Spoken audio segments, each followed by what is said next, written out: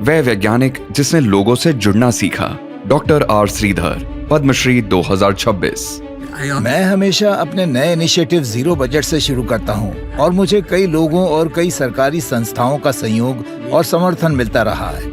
Madras Christian college, Tambaram, Chennai, Asia की एक प्रसिद्ध लिबरल आर्ट्स इंस्टीट्यूशन ने डॉक्टर श्रीधर के जीवन पर गहरा प्रभाव डाला। उनके प्यारे नाना, जिन्होंने उन्हें पाला, वहां तमिल विभाग के मुखिया थे। उनके मामा, जो दृष्टिहीन थे, ने उनसे एक हैंड रिटन मैगजीन तैयार करवाई। इसी से उनका सफर स्वदेशमित्रन जैसे प्रसिद्ध अखबार में पॉपुलर साइंस कॉलम तक पहुंचा।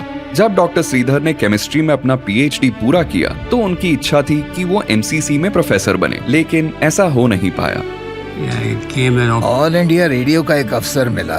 मैंने विज्ञान पर अखबारों और पत्रिकाओं में जो लिखा था वो सब बहुत काम आया। मुझे ऑल इंडिया रेडियो नेटवर्क का पहला साइंस रिपोर्टर चुन लिया गया।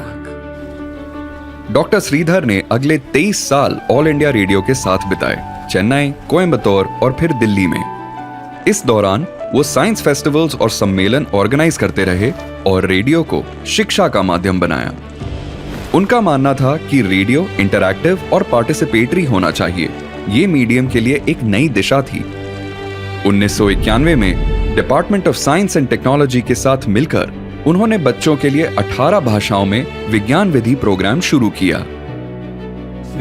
अगर रामायण और महाभारत जैसे महाकाव्य टेलीविजन पर सालों तक चल सकते हैं तो एक लॉन्ग रनिंग रेडियो सीरियल क्यों नहीं?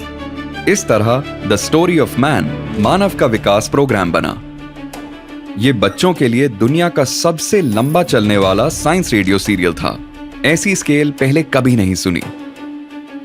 दूरदर्शन और Indira Gandhi national open university में काम करने के बाद, जहां उन्होंने ज्ञान दर्शन चैनल्स शुरू किए, डॉक्टर श्रीधर चेन्नई के अन्ना यूनिवर्सिटी पहुंच गए, जहां उन्होंने 2004 में देश का पहला कम्युनिटी रेडियो चैनल शुरू किया। कम्युनिटी रेडियो एक low cost, low power radio station है जो लगभग 15 किलोमीटर के क्षेत्र को सेवा देता है। ये 10 बाय 10 के छोटे स्टूडियो में भी शुरू हो सकता है। ये रेडियो जॉकी आधारित नहीं होता, ये लोगों के लिए और लोगों के द्वारा होता है। आज कम्युनिटी रेडियो 550 से अधिक स्थानों तक फैल चुका है, जिसमें से कई ग्रामीण क्षेत्रों में हैं। उन्हें सही मायने में देश में कम्युनिटी रेडियो का जनक कहा जाता है। डॉक्टर श्रीधर का मानना है कि डिजिटल रेडियो मोंदियाल जैसे तकनीक एक प्रभावी और बहुउपयोगी समाधान देते हैं और इसे बड़े स्तर पर अपनाना चाहिए। डिजिटल के साथ रेडियो अब विजुअल एलिमेंट भी ला सकता है। डॉक्टर श्रीधर पब्लिक सर्विस में इनोवेशन का एक बेहतरीन उदाहरण है। उन्होंने अपने पूरे करियर में कभी सीमाओं को स्वीकार नहीं किया। कम्युनिटी रेडियो को बहुत कम निवेश की जरूरत होती है। सरकारी सब्सिडी भी उपलब्ध है। इसका content crowd created, crowd sourced, crowd managed और क्राउड मॉनिटर्ड होना चाहिए। मैं चाहता हूं कि भारत के हर गांव में एक कम्युनिटी रेडियो हो जो लोगों की आवाज को दर्शाए। Doctor R Shridhar, Padmashri 2026। कोटि कोटि नमस्कार।